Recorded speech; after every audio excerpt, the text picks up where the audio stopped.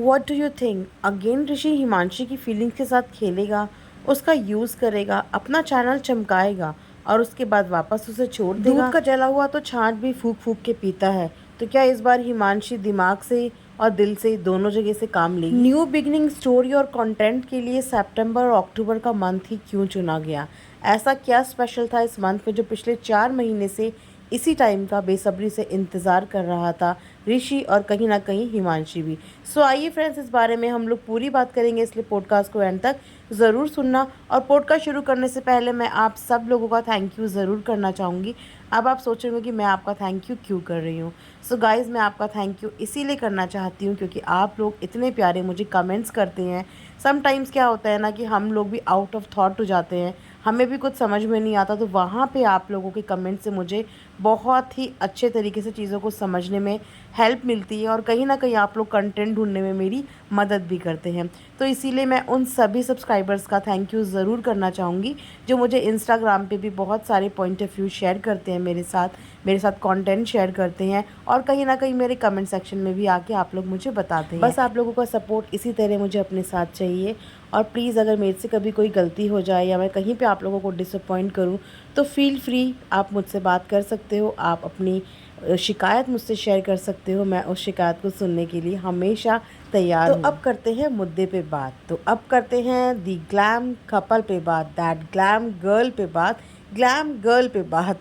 अब जितने नाम उतनी पहचान, कभी ये नाम डिलीट हो जाते हैं, कभी रीनेम हो जाते हैं, इसीलिए मैंने सारे तरीके से नाम ले लिया ताकि आप लोगों को नाम समझने में और आइडेंटिटी समझने में कोई भी तकलीफ़ ना हो। सो अपने रीसेंट ब्लॉग में ऋषि और हिमांशी एक साथ एक दूसरे के साथ टाइम स्पेंड करते हुए नज़र आए, जो कि देखने में काफ़ी लवी डवी लग रहा था। सो आप लोग अगर इनके ब्लॉग्स पहले से फॉलो करते हो तो आप लोगों को पता ही होगा कि इनके रिलेशनशिप को ब्रेक करने का कहीं ना कहीं रीज़न यही था कि ऋषि कुछ ज़्यादा ही अपनी व्लॉगिंग के ज़रिए अपनी प्राइवेट लाइफ एक्सपोज कर रहा था, जो कि कहीं ना कहीं हिमांशी को बिल्कुल भी पसंद नहीं थी। आप सबको हिमांशी का चैनल पता ही है, अगर आप उसके व्यूअर हो, उसे फॉलो करते हो, तो वो हमेशा से कभी भी व्लॉगिंग के सपोर्ट में थी ही नहीं। उसे हमेशा से जो कंटेंट क्रिएट वो कंटेंट हमेशा फैशन, ब्यूटी, मेकअप, इन सब चीज़ों से रिलेटेड था। यानी कि अपनी रियल लाइफ, अपनी पर्सनल लाइफ और अपनी प्राइवेट लाइफ को वो कभी भी इस सोशल प्लेटफॉर्म पे, पब्लिक प्लेटफॉर्म पे, यूट्यूब के प्लेटफॉर्म पे नहीं लाई। लेकिन क्योंकि शादी के बाद ऋषि ने उन्हें इंसिस्ट किया, तो उनके इंसिस्ट करने पे उन्होंने अपने चैनल को एक व्लॉगिंग चैनल में कन्वर्ट कर दिया। बस वहीं से इनके रिश्तों में खटास होनी शुरू हो गई, क्योंकि जिस तरीके की व्लॉगिंग ऋषि करते थे, जिस तरीके के बात करने के लिए उनको फोर्स करते थे, वो कई बार हमें अनकंफर्टेबल दिखती थी, कई बार हमें वो दिखती थी कि उसका मन नहीं है। लेकिन क्योंकि ऋषि ये सब चाहते हैं तो वो ऋषि के कंटेंट का पार्ट बन रही है। तो कल भी कुछ ऐसा ही हमें व्लॉग में देखने को मिला कि ऋषि बहुत ज़्यादा कोशिश कर रहे थे और हिमांशी भी बहुत ज़्यादा कोशिश कर रही थी व्लॉग में इन्वॉल्व होने की। लेकिन वो फॉर्मेलिटी, वो फॉर्मल बिहेव उनका दिख रहा था कि वो कंफर्टेबल अभी भी नहीं है।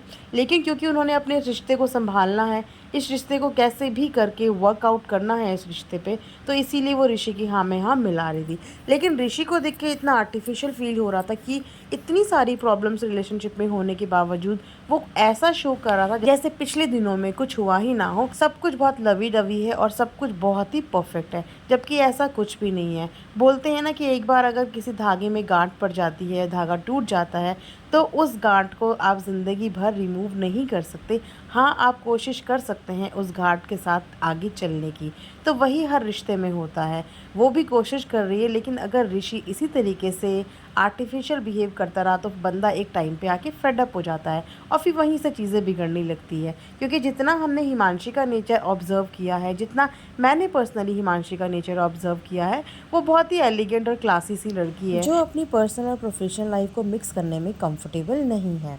लेकिन जहाँ तक इनके हस्बैंड यानी कि ऋषि को मैंने देखा, वो व्लॉगिंग में ज़्यादा फोकस्ड है क्योंकि उनके पास I think source of income भी व्लॉगिंग के अलावा कोई और है नहीं। इसीलिए रिलेशनशिप ब्रेक होने के बावजूद उन्होंने अपनी व्लॉगिंग नहीं छोड़ी। वहीं पे आप सब ने देखा होगा कि हिमांशी ऑलमोस्ट अपनी व्लॉगिंग, अपना चैनल छोड़ चुकी थी क्योंकि हिमांशी के लिए लाइफ में प्रायोरिटीज़ डिफरेंट हैं। वो लाइफ में प्रायोरिटी रिलेशनशिप को देती है, पर्सनल लाइफ को देती है। वहीं पे ऋषि की प्रायोरिटीज़ उनसे अलग हैं। लेकिन फिर भी अगर ये चीज़ें सच है, सही हैं, तो हम इनके फ्यूचर के लिए इन्हें ऑल द बेस्ट और बेस्ट विशेज़ ज़रूर देंगे। लेकिन उसके साथ साथ मुझे एक और चीज़ पता चली जो मैं आप लोगों के साथ ज़रूर शेयर करूँगी। सितंबर और अक्टूबर मंथ, इसी मंथ में ये सब चीज़ें क्यों प्लान की गई? ये सब चीज़ें तो आई थिंक बहुत पहले से ही चल रही थी, क्योंकि सडनली जो बिहेव और जो रिलेशनशिप इन दोनों के बीच में देखने को मिल रहा है वो सडनली तो नहीं हो सकता। दैट मीन्स कि बैक कैमरा ये सब चीज़ें प्रोसेस में थी। 4 महीने के बाद सडनली अक्टूबर और सितंबर और अक्टूबर के मंथ में आके ऐसे क्या रीज़न्स थे कि इन्हें यहाँ पे आना पड़ा? तो रीज़न्स मैं आपको बताती हूँ। क्योंकि मुझे मेरे एक सब्सक्राइबर से ये पता चला कि आने वाले कुछ टाइम में, यानी कि नेक्स्ट मंथ में इनकी एनिवर्सरी है। जी हाँ, इनकी वेडिंग एनिवर्सरी है, और वो एनिवर्सरी अपने आप में इनके लिए एक ह्यूज और एक बड़ा कंटेंट है, जो कहीं ना कहीं ऋषि के चैनल के लिए बहुत काम करेगा। क्योंकि अभी भी हिमांशी कन्विंस नहीं है अपने चैनल पे व्लॉगिंग करने के लिए, इसीलिए आपको सारे व्लॉग ऋषि के चैनल पे ही देखने को मिल रहे होंगे। तो यस, इन लोगों की एनिवर्सरी भी बहुत जल्दी आने वाली है, और वो एनिवर्सरी इनके लिए एक बहुत बड़ा कंटेंट है। और यही एनिवर्सरी ये शायद व्यूअर्स के लिए सरप्राइज़ है या फिर इनके कंटेंट का एक हिस्सा है, एक प्री प्लान कंटेंट है। अब असलियत तो देखो सूनर और लेटर हमेशा सामने आती है। जैसे कि मैं अपने हर पॉडकास्ट में बोलती हूँ कि बस थोड़ा सा सब्र रखिए, कुछ भी चीज़ें छुपती नहीं हैं, ड्रामा आखिर कब तक चलेगा, सच जो है वो सामने तो आएगा ही, क्योंकि है तो ये डेली व्लॉगर्स ही, डेली लाइफ तो दिखाएंगे ही, और डेली लाइफ दिखाएंगे तो पकड़े भी जाएंगे। सो धैर्य रखिए, और बाकी की जो भी अपडेट्स होंगी आपको मेरे पॉडकास्ट के थ्रू मिलती रहेंगी। तो अगर आपको पॉडकास्ट पसंद आया तो आप सबको पता ही है कि क्या करना है। जी हाँ, अपना सपोर्ट और अपना प्यार मेरे चैनल पे ज़रूर दिखाना है। Thanks for watching earth mom Dehradun.